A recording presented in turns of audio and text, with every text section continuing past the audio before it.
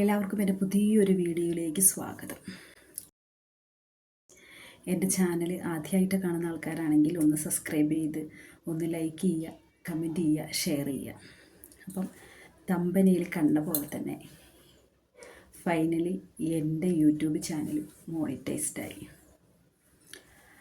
അപ്പം കഴിഞ്ഞ ഒരു ഏപ്രിലാണ് ഞാൻ എൻ്റെ യൂട്യൂബ് ചാനൽ തുടങ്ങുന്നത്. വെറുതെ ഇരുന്നപ്പം തോന്നി എന്തെങ്കിലും ഒന്ന് ചെയ്യാം. നമ്മളിങ്ങനെ മറ്റുള്ളവരുടെ ചാനലൊക്കെ കാണുമ്പോൾ നമ്മളിങ്ങനെ സ്ക്രോൾ പോകുമ്പോൾ നമുക്ക് തോന്നുമല്ലോ എന്ത് രസമായിട്ട് ചെയ്തേക്കുന്നത്, എനിക്കും അതുപോലെയൊക്കെ ചെയ്യാം എന്നൊക്കെ ഇങ്ങനെ തോന്നി എനിക്ക്. അപ്പം ഞാനും അങ്ങനെ സ്റ്റാർട്ട് ചെയ്തു. അപ്പോൾ ആദ്യമായിട്ടൊരു ഷോർട്സ് ഇട്ടു. ഷോർട്സ് ഇടുന്നതിന് മുന്നേ നമുക്ക് കുറേ കാര്യങ്ങളുണ്ട്. ഇമെയിൽ ഐ ഡി ഉണ്ടാക്കണം, പാസ്വേഡ് ഉണ്ടാക്കണം, പിന്നെ കുറച്ച് ആപ്പുകൾ ഡൗൺലോഡ് ചെയ്യാണ്ട് അതൊക്കെ ചെയ്തു. പിന്നെ അങ്ങനെ ഷോർട്സൊക്കെ ഇട്ട് അപ്പം ഷോർട്സ് ഇട്ട് ആദ്യത്തെ ഒരു ഷോർട്സ് ഇട്ടു. അങ്ങനെ ആദ്യമായിട്ട് ഞാൻ ഒരു ഷോർട്സ് വൈകുന്നേരമാണ് ഞാൻ അപ്ലോഡ് ചെയ്യുന്നത്. അത് ചെയ്തപ്പോൾ കുഴപ്പമില്ല, എല്ലാവരും കാണുന്നുണ്ട്, ലൈക്ക് അടിച്ചു, ചില ആൾക്കാരൊക്കെ കമൻറ്റ് ചെയ്തിട്ടുണ്ട്. അപ്പം പിന്നെ പിന്നെ നമുക്കുണ്ടാവുമല്ലോ ഈ അപ്ലോഡ് ചെയ്ത് കഴിഞ്ഞ് കഴിഞ്ഞാൽ പിന്നെ ഇങ്ങനെ സ്ക്രോൾ ചെയ്തുകൊണ്ടേ ഇരിക്കുന്നു നമ്മൾ. അപ്പം എന്താണെന്ന് ചോദിച്ചു കഴിഞ്ഞാൽ നമ്മളുടെ വീഡിയോ തന്നെയാണ് ഈ കണ്ടുകൊണ്ടിരിക്കുന്നത്. അപ്പം ഞാനങ്ങനെ വൈറ്റ് സ്റ്റുഡിയോയിൽ പോയി നോക്കി, കുഴപ്പമില്ല, എല്ലാവരും ഒക്കെ കാണുന്നുണ്ട്. അപ്പം ഞാൻ ചെയ്തത് ഇഷ്ടപ്പെട്ടു. അപ്പം അങ്ങനെ അപ്പം നാളെ അടുത്തും കൂടെ ചെയ്യാം എന്ന് വിചാരിച്ചു.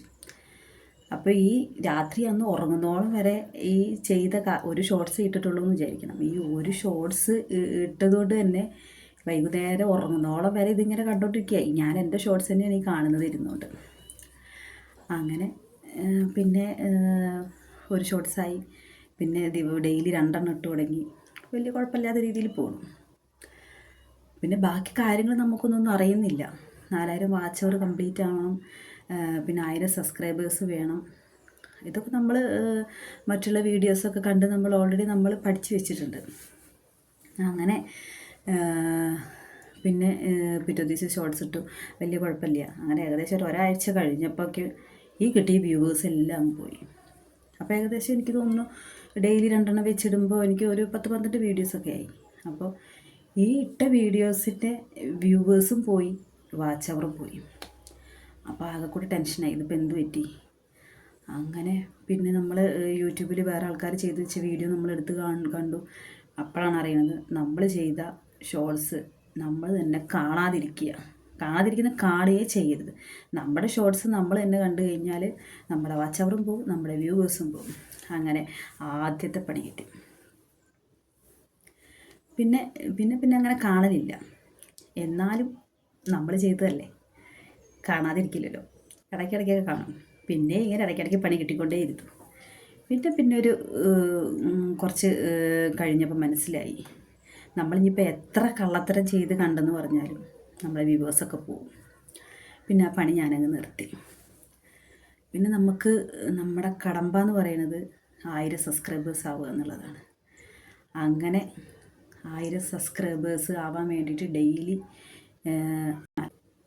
രാവിലെ ഒരു 10 മണിക്കും വൈകിട്ട് 4 മണിക്കുമാണ് ഞാൻ ഷോർട്സ് ഇട്ട് തുടങ്ങിയത് കേട്ടോ. അപ്പോൾ കുഴപ്പമില്ലാത്ത രീതിയിലൊക്കെ പോയിക്കൊണ്ടിരിക്കുന്നു. അപ്പോൾ അത്യാവശ്യം വ്യൂവേഴ്സ് ഉണ്ട്, കുഴപ്പമില്ല.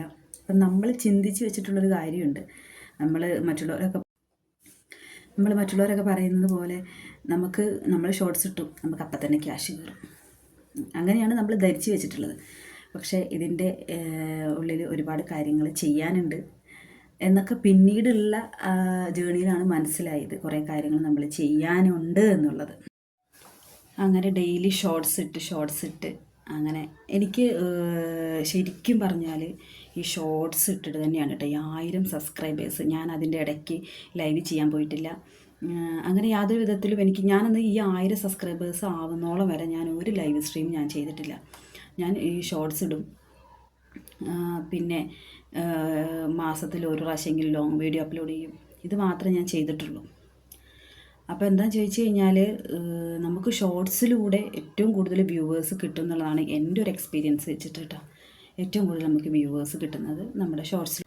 അങ്ങനെ നമ്മൾ പിന്നെ ലോങ് വീഡിയോ ഇട്ട് തുടങ്ങി. ലോങ് വീഡിയോ എന്നെ സംബന്ധിച്ചിടത്തോളം കുറച്ചൊക്കെ വ്യൂവേഴ്സേ ഉണ്ടായിരുന്നുള്ളൂ. എന്നാലും കുഴപ്പമില്ല, ഒരു 10 100 ചിലതൊക്കെ ഒരു 200 ഇതിലൊക്കെ പോയി. നമുക്കെപ്പോഴും ലോങ് വീഡിയോയുടെ ഒരു കാര്യം നമ്മളവിടെ ചിന്തിക്കുന്നില്ല. നമ്മൾ ഈ ഷോർട്സ് എന്നുള്ള കാര്യം മാത്രമേ നമ്മൾ ചിന്തിക്കുന്നുള്ളൂ.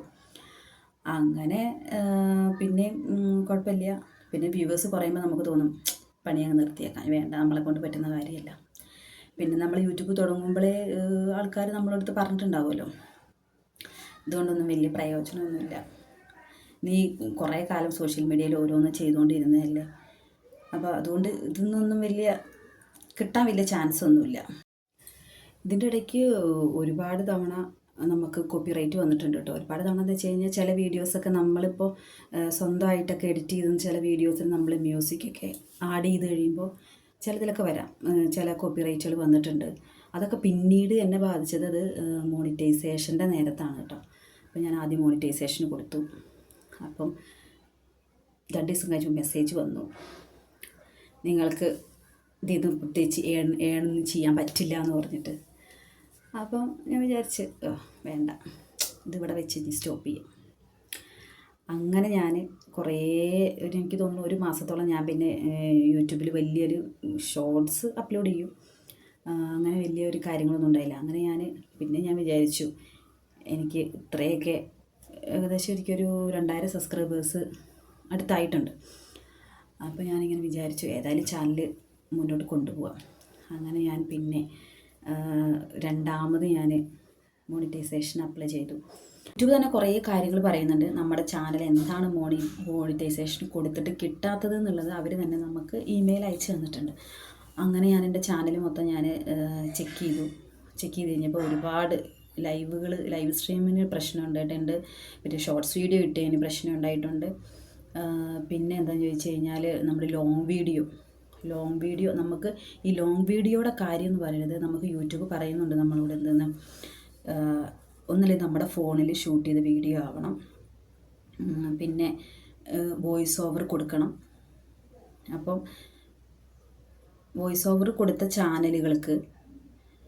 ആ ചാനലുകൾക്ക് മാത്രമേ മോണിറ്റൈസേഷൻ ഉള്ളൂ എന്നാണ് എൻ്റെ ഒരു എക്സ്പീരിയൻസ്. കാരണം എൻ്റെ ഫോണിൽ ഷൂട്ട് ചെയ്ത വീഡിയോ ആയിരുന്നു. പിന്നെ ഞാനതിൽ മ്യൂസിക് നമുക്ക് ചില കാര്യങ്ങളൊന്നും വോയിസ് കൊടുക്കാൻ പറ്റത്തില്ല. കാരണം ഇപ്പോൾ എന്തെങ്കിലും പൂക്കളുടെയൊക്കെ നമ്മൾ കുറേ വീഡിയോ എടുക്കുകയാണെങ്കിൽ അതിലും ചിലപ്പോൾ നമുക്ക് വോയിസ് കൊടുക്കാൻ പറ്റിയെന്ന് വരത്തില്ല. അപ്പം നമ്മൾ ഇതിങ്ങനെ ഷൂട്ട് ചെയ്തിട്ട് നമ്മൾ കാണിക്കുന്നത്. അപ്പം ഇതെല്ലാം റിജക്റ്റായി.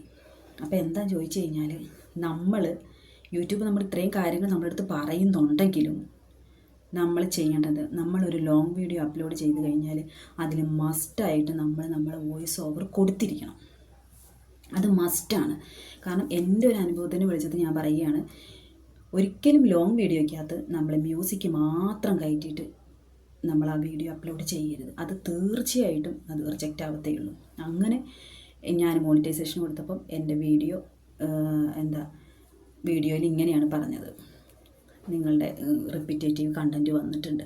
അപ്പോൾ നമുക്കറിയാമല്ലോ, നമുക്ക് യൂട്യൂബിൽ ഒരുപാട് ആൾക്കാരുണ്ട് നമ്മുടെ സംശയത്തിന് മറുപടിയൊക്കെ തരാനായിട്ട്. അപ്പോൾ ഞാനിങ്ങനെ ചോദിച്ചു, ഞാൻ എൻ്റെ ഇതിൽ ഷൂട്ട് ചെയ്ത വീഡിയോയാണ്, എൻ്റെ ഫോണിനകത്ത് ഞാൻ ഷൂട്ട് ചെയ്ത വീഡിയോയാണ്, പിന്നെ ഞാൻ സ്വന്തമായിട്ട് എഡിറ്റ് ചെയ്തതാണ്, ഞാൻ ഇവിടുന്ന് കോപ്പി പേസ്റ്റ് ചെയ്തതല്ല, ഞാൻ വേറെ ആളെ കൊണ്ട് എടുപ്പിച്ചതല്ല.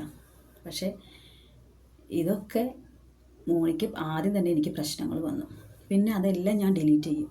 എല്ലാം ഞാൻ ഡിലീറ്റ് അടിച്ചിട്ട് പിന്നെ എനിക്കില്ല, കാരണം പിന്നെ എനിക്ക് ലോങ് വീഡിയോസ് ഇല്ല അതിലിടാൻ. അങ്ങനെ വോയിസ് ഓവർ കൊടുത്ത 2 or 3 ഒരു വീഡിയോ മാത്രമേ എനിക്കുള്ളൂ.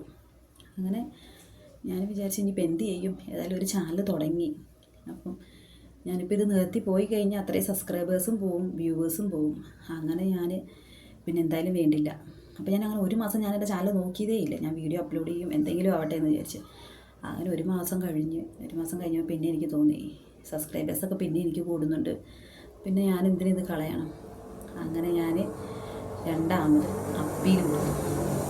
അപ്പീൽ കൊടുത്ത ശേഷമാണ് എനിക്ക് പിന്നെ എൻ്റെ ചാനലിന് പിന്നെ മോണിറ്റൈസേഷൻ കിട്ടുന്നത്. അപ്പം ഞാൻ ഈ അപ്പീലിന് കൊടുക്കുമ്പോഴും എൻ്റെ ഒരു ചിന്ത എന്ന് പറയുന്നത് ഇത് പോക്കായിരിക്കും. അങ്ങനെ അപ്പീൽ കൊടുത്തതിൻ്റെ 2ാമത്തെ ദിവസം രാത്രി എനിക്ക് ഇങ്ങനെ യൂട്യൂബിൽ നിന്ന് ഒരു ബെയിൽ വന്നു. അപ്പോൾ ഞാനിങ്ങനെ വെച്ചത് ഓപ്പൺ ചെയ്യണോ വേണ്ടേ, നേരത്തെ നമ്മൾ മോണിക്ക് കൊടുത്തതിൻ്റെ ഓർമ്മയുണ്ടല്ലോ. അപ്പോൾ അതുകൊണ്ട് ഓപ്പൺ ചെയ്യണോ വേണ്ടയോ, അങ്ങനെ ഭയങ്കര ഒരു കൺഫ്യൂഷൻ. അങ്ങനെ ഞാനിങ്ങനെ ഇമെയിൽ ഇങ്ങനെ നോക്കിയപ്പോൾ അതിൽ ഏണെന്ന് ഇങ്ങനെ കാണിക്കുന്നു. അപ്പം എനിക്ക് എൻ്റെ മനസ്സിൽ ചിന്ത പോലും നമ്മളിപ്പോൾ ഒരു ഏണിങ്സിന് വേണ്ടിയിട്ടാണല്ലോ. അങ്ങനെ വേഗം ഞാൻ ചെന്ന് വൈറ്റ് സ്റ്റുഡിയോ ഓപ്പൺ ചെയ്തു. വൈറ്റ് സ്റ്റുഡിയോ ഓപ്പൺ ചെയ്തപ്പോഴാണ് ചാനൽ മോണി ആയെന്നുള്ളതും നിങ്ങൾക്ക് ഇനി കൂടുതൽ ഏണിങ്സ് കിട്ടും എന്നുള്ളതും അപ്പം എനിക്ക് ഇങ്ങനെ ഒരു ഇൻ്റർഫേസാണ് അതിൽ കിട്ടിയിട്ടുള്ളത്. അപ്പം എൻ്റെ ചാനൽ മോണിറ്റൈസേഷൻ ആയപ്പം ഇങ്ങനൊരു ഇൻ്റർഫേസാണ് എനിക്ക് കിട്ടിയിട്ടുള്ളത്. അപ്പം എനിക്ക് ഭയങ്കര സന്തോഷമായി, കാരണം കിട്ടിയല്ലോ. അപ്പം എന്തായാലും നമ്മൾ ഇത്രയും ഏകദേശം ഒരു വർഷത്തോളമായിട്ടുള്ള ഒരു ജേണി കംപ്ലീറ്റ് ആയി. അപ്പോൾ പിന്നെ അടുത്തത് എന്താണെന്ന് ചോദിച്ചു കഴിഞ്ഞാൽ, പിന്നീട് നമുക്ക് എന്തൊക്കെ ഇനി നമ്മുടെ ചാനലിൽ മാറ്റങ്ങൾ വരുത്താം. അപ്പം നമ്മൾ അപ്പീൽ കൊടുത്തപ്പം നമ്മൾ ആദ്യം മോണിക്ക് അപ്ലൈ ചെയ്ത് കഴിഞ്ഞപ്പോൾ അവർ നമുക്ക് കുറേ കാര്യങ്ങൾ നമ്മൾ പറഞ്ഞിട്ടുണ്ട്. നിങ്ങളുടെ ചാനലിൽ ഇന്ന കാര്യങ്ങളൊക്കെ ആയതുകൊണ്ടാണ് നിങ്ങൾക്ക് ഫസ്റ്റ് ടൈമിൽ നിങ്ങളുടെ ചാനൽ മോണിറ്റൈസേഷൻ ചെയ്യാൻ പറ്റാത്തത്. അപ്പോൾ അതുകൊണ്ട് ഇനി അങ്ങോട്ട് ഉള്ള കാര്യങ്ങളെല്ലാം നമ്മൾ ശ്രദ്ധിച്ചിട്ട് വേണം, അല്ലെങ്കിൽ നമ്മൾക്ക് ഈ കിട്ടിയ മോണ് ചിലപ്പോൾ നമുക്ക് ഇല്ലാണ്ടായി പോകും. അപ്പോൾ അതുകൊണ്ട് കൂടുതലായിട്ട് നമ്മുടെ ചാനൽ വളർത്തിക്കൊണ്ട് വരിക.